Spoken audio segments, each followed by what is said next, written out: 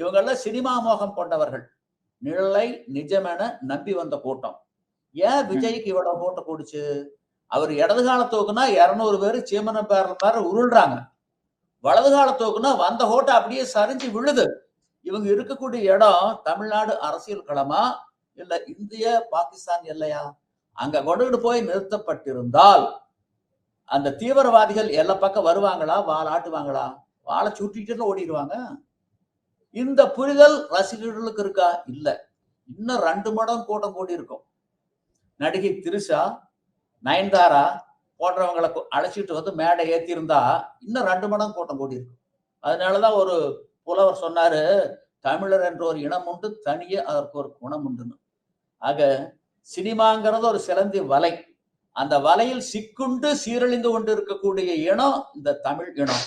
உலகத்தில் எந்த ஒரு நாட்டிலும் சினிமா இந்த அளவுக்கு ஆதிக்கத்தை செலுத்தி விடவில்லை. எந்த ஒரு மாநிலத்திலும் இவ்வளவு காலம் ஒரு சினிமா ஆளுமையோடு ஆட்சியில் இருந்தது இல்லை.